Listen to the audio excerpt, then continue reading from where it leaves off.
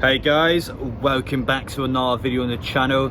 As you can see, upstairs in Rosie's bar. I haven't been here in the past couple of weeks. I've missed it. I really missed it. But yeah, we are back today. Just look at that view. I'm talking about St James's Park, by the way, not myself. But anyway though, whenever I'm upstairs in Rosie's bar, there's always big Newcastle news to talk about, and today is no exception. We are also about 50 subscribers away now from 22,000. I can't believe I'm saying that. It's just insane. So thank you so much for your support. If we can hit that milestone, I'd really appreciate it. But anyway though, Callum Wilson, his injury update. There is a set time for now for when he's going to return.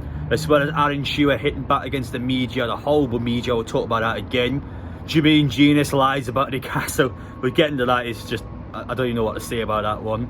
A Newcastle United player has interacted with a tweet about me. I mean, yes, there is plenty to talk about. That is the best way of putting it. But also, 1 week today, the under-23s are actually playing at St James's Park on Monday night, 7 PM against West Brom. Santiago Munoz, that will be his first time he has ever played at St James's Park. So that is a huge game next week. There is the league table there. Playoff spots up for grabs. So yeah, I'm looking forward to that game. If you guys want to come along, obviously get my vlog or just meet me in general, and feel free to do so. I miss that place. I'm pretty sure a lot of you guys have as well. Haven't played there in about 4 weeks or something, so make sure you get yourselves along. The women's team, they won yesterday against Leeds. They also play next Sunday against Barnsley at Druid Park. Again, 2 weeks time is their biggest game of this season, so that's the build up for that match. Make sure you get yourselves those games, guys. Again, the main team isn't playing for 2 weeks. But anyway though, without further ado, let's get into all the news now. Let's talk about the main team now. So 2 days ago, they headed out to Dubai for a week-long break. Especially our terrible facilities at Benton. It's a good idea to get out, use some better facilities, as well as just get some good team bonding in, just enjoying the nice sun somewhere. I mean, it's sunny here, but in Dubai, God knows what the temperature will be like down there. So yeah, it's important to know that Issac Hayden is actually in the squad in Dubai, which is quite interesting. I remember a couple of days ago I was talking about how I didn't believe he had a future in Newcastle United. Now that's something that completely contradicts what I said, that he could generally be playing for us next season again, depending on what happens in the summer. So keep an eye on that. However though, one thing I'm quite surprised by is just the lack of media about our trip to Dubai. There's no post on it anywhere. There was just that one bit in the website I showed you before. It just seems like they're going there more to have a break than actually promote stuff like they did in Saudi Arabia. But yeah, Bruno's going down to this. Not all the players are there right now. As you see, at his private jet, his Labradors. I mean, what a luxurious life that is. So yeah, that's important to know before we talk about Callum Wilson. Oh yeah, the team's getting a week-long break. It worked quite well in Saudi Arabia. We came back, we were a much better squad as a result. So fingers crossed we do it again, because I don't want to talk about it much more, but that Everton game was really bad in my opinion. I didn't like it at all. It really frustrated me when I think back on it. It was just, we dropped points in that game. Well, it wasn't good enough in my eyes. Despite being down in Dubai though, one of the Newcastle United players is thinking about me. We'll talk about that one now. So the context of this one is, well, or out of context, if you follow the Out of Context page on Twitter, so pretty much it's just Dylan Brett. He puts all the tweets about Newcastle United, and it's a really good picture. I mean, to be fair, it's a really good edit. Obviously, in that case, he's just joking about me. I don't mind those sort of ones, to be fair. He's obviously having a laugh there. It's just when people are obviously trying to be dicks is when I got a problem, but that one's fine. Anyway, though, we just having a laugh about that, and for whatever reason, Mark Gillespie just replied to it. He literally replied saying, aye. I don't even know what to say about that one. He actually did delete the reply this morning, so I guess he did it by accident. But I mean, how do you even do it by accident? Like, it's not like on Twitter when you put a response and you got to like put a press to reply button. I mean, you can't exactly like do that by accident. So I don't know what's going on there. Maybe he's had a few drinks in Dubai. Maybe he's enjoying himself down there, or maybe he's just letting me know, Adam, I got my eyes on you after I said we should have sold him 2 days ago. So this is just my opinion. But yeah, I don't know why he's replied to that. It's very interesting. So listen, the players know who I am, so yeah, I'm doing something anyway, I suppose. But I just thought I'd talk about that because it was actually quite funny. As I'm recording this video, guys, Issac Hayden has been fined from the FA for his comments after the Chelsea match. I remember discussing this last week in the video, saying how I believe he would get fined and sanctioned for his opinions on the referee. I feel for him quite a bit because he didn't play the match. I think we were screwed from the referee. I think it's correct in that. However though, it's notorious of the FA to fine players and to fine managers when they slag the officials off.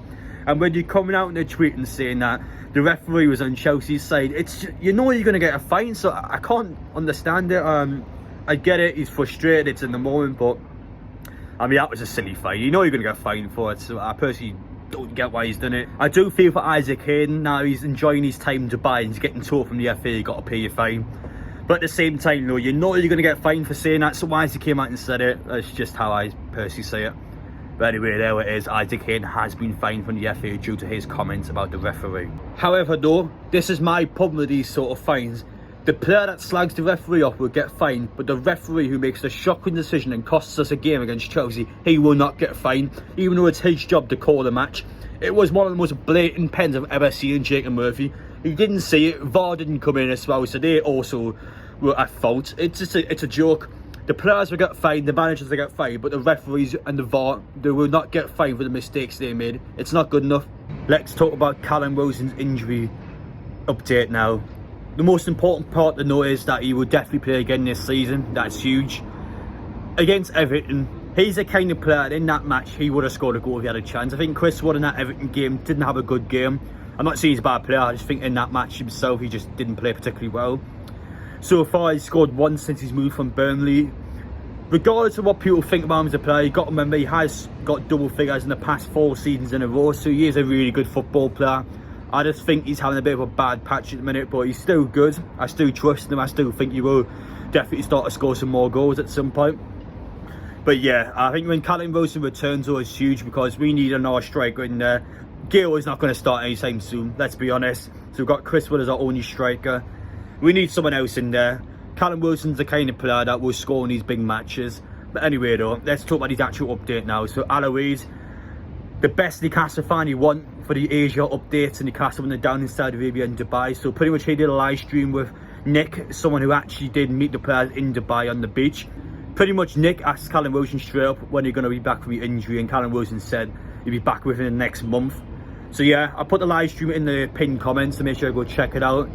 I watched it again, take it with a pinch of salt, but he didn't act like he's deceiving anyone. He was pretty honest in it. I think he came across quite well. So in my personal opinion, he is telling the truth. We know that Callum Wilson is someone that is quite open. He came on the Antonio podcast. He's someone that talks about his injuries quite a bit and how Newcastle worked on the previous managers. So yeah, I believe Callum Wilson would actually tell a fan when he would return from his injury. I think that's the kind of person he is. But yeah, anyway, though, the Football Insider came out today and said an exclusive is going to be back for the Norwich match. I mean, how shameless is that? That's literally a day after Alois' live stream. I mean, yeah, I don't think it's an exclusive, is the best way of putting it.